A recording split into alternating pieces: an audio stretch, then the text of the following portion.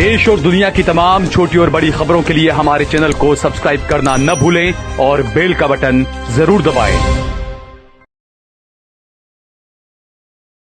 नमस्कार दोस्तों, स्वागत है आपका देश लाइव में और आपके साथ मैं हूं आशिमा त्यागी। दोस्तों सोचिए, लोकतंत्र की सबसे बड़ी ताकत वोट, मतदान, जिसे हम गर्व से जनता की आवाज कहते हैं, अगर वही चुपचाप काट दी जाए, मिटा दी जाए और उसे पता भी ना चले, तो क्या बचता है लोकतंत्र का मतलब? ये सवाल आज बिहार के एक विधानसभा क्षेत्र से उठ रहा है, जहां रिपोर्ट्स कलेक्टिव की एक तहकीकात ने, जांच ने चौंकाने वाला खुलासा किया है। इस रिपोर्ट के मुताबिक करीब 80,000 मुस्लिम वोटर्स को मतदाता सूची से हटाने की बार बार कोशिश की गई, बार बार। और सबसे चौंकाने वाली बात तो यह है दोस्तों कि यह सब किया गया बीजेपी के नाम पर। आज हम इसी से पर्दा उठाएंगे चर्चा के माध्यम से, लेकिन उससे पहले आप लोगों से अपील, इंसाफ की आवाज को बुलंद करने के लिए और सच्ची पत्रकारिता के लिए हमारा यानी देश लाइव का सहयोग करें। साथ ही डिस्क्रिप्शन में दिए गए लिंक को ओपन कर ज्वाइन बटन दबाकर आप हमसे यानी देश लाइव से सीधा जुड़ सकते हैं। तो चलिए चर्चा में आगे बढ़ते हैं। अब जरा इस बात को ठंडे दिमाग से आप समझिए दोस्तों, एक विधानसभा सीट का पूरा खेल ही बदल सकता है अगर 80,000 वोट काट दिए जाएं। ये कोई छोटी मोटी बात नहीं है, ये जनादेश को हाईजैक करने की साजिश है। रिपोर्ट कहती है निर्वाचन आयोग यानी इलेक्शन कमीशन के जिला अधिकारियों ने खुद ये स्वीकार किया है कि ऐसी कोशिश हुई। न सिर्फ प्रयास हुए बल्कि वो बार बार किए भी गए। लेकिन इससे भी ज्यादा चौंकाने वाली और हैरत में डालने वाली बात यह है दोस्तों कि किसी भी बीजेपी राज्य अधिकारी ने इन कोशिशों का खंडन नहीं किया, यानी सन्नाटा। और वही सन्नाटा सबसे ज्यादा बोलता है। अब जरा सोचिए, अगर कोई आम नागरिक वोटर लिस्ट में गड़बड़ी करे तो उस पर कितनी जल्दी कार्रवाई होती है, कितनी जल्दी उस पर एक्शन लिया जाता है। लेकिन यहां मामला है पूरे लोकतंत्र के साथ छेड़छाड़ का। फिर भी रिपोर्ट के मुताबिक अब तक ईसीआई ने उन लोगों के खिलाफ कोई कानूनी कार्रवाई नहीं की, कोई कदम या कोई एक्शन नहीं लिया जिन्होंने मतदाता सूची से छेड़छाड़ की कोशिश की। अब ऐसे में सवाल ये उठता है कि क्यों? क्या इसलिए क्योंकि ये खेल सत्ता के नाम पर खेला जा रहा है? क्या इसलिए क्योंकि निशाना एक खास समुदाय है? ये सवाल खड़े होते हैं। ये सिर्फ वोट काटने की कोई कोशिश नहीं है दोस्तों, ये राजनीतिक गणित को अपने हिसाब से दोबारा लिखने की चाल भी है। कैसे? भारत का चुनाव आयोग, जिसे संविधान ने लोकतंत्र का संरक्षक बनाया, अगर ऐसी घटनाओं पर भी आंख मूंद लेता है तो फिर जनता का भरोसा किस पर रहेगा? आप ही बताइए, आपका भरोसा होगा?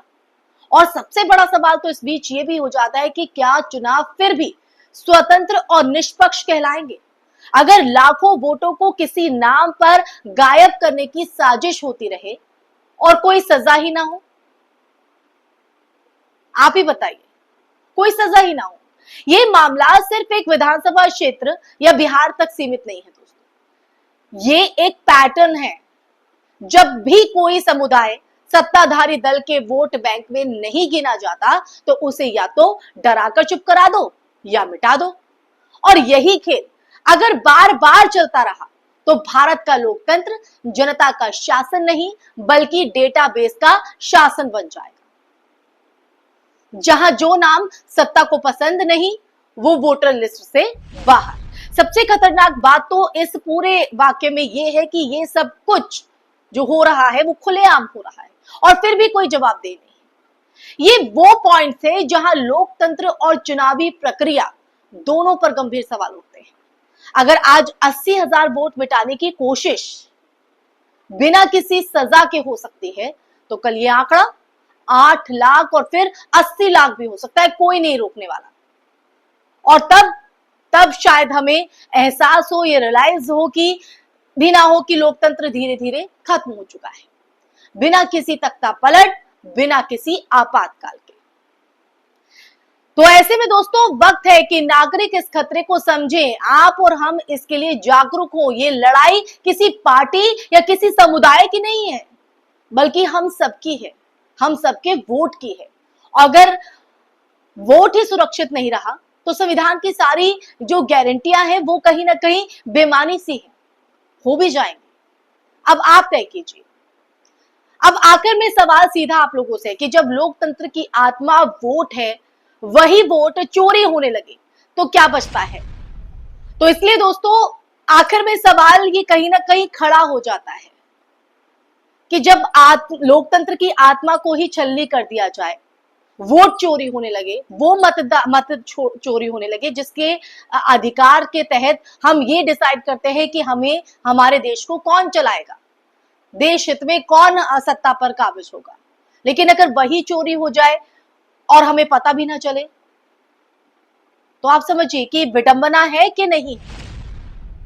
तो विडंबना मैं इसलिए कह रही हूं दोस्तों क्योंकि वोट चोरी का ही जो पूरा मामला है हम देख रहे हैं, राहुल गांधी भी उठा रहे हैं। जब लोकतंत्र की आत्मा वोट है और वही वोट चोरी होने लगे तो क्या बचता है लोकतंत्र? बिहार की ये जो घटना है सिर्फ एक चेतावनी नहीं बल्कि एक अलार्म भी है, जो बता रही है कि लोकतंत्र को बचाना है तो सिर्फ वोट डालना काफी नहीं है, वोट को बचाना भी हमारी जिम्मेदारी है। इसी के साथ इस चर्चा में बस इतना ही। ये चर्चा आपको कैसी लगी और इस चर्चा को सुनने के बाद आपके जहन में क्या विचार है और कैसे आप अपनी भूमिका, अपनी जिम्मेदारी, अपनी जवाबदेही तय करेंगे? दोस्तों ये सवाल मैं आप लोगों पर ही छोड़े जाती हूँ।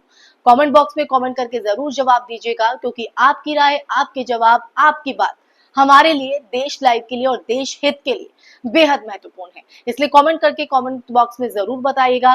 साथ ही इस वीडियो को ज्यादा से ज्यादा शेयर भी कीजिएगा और हमारे चैनल देश लाइव को भी सब्सक्राइब कीजिएगा, ताकि सच ऐसे ही आपके सामने देश लाइव लाता रहे और न सिर्फ आपके सामने बल्कि पूरी दुनिया तक ये सच पहुंच सके।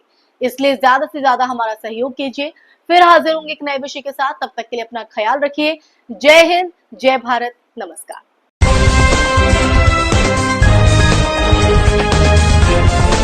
देश और दुनिया की तमाम छोटी और बड़ी खबरों के लिए हमारे चैनल को सब्सक्राइब करना न भूलें और बेल का बटन जरूर दबाएं।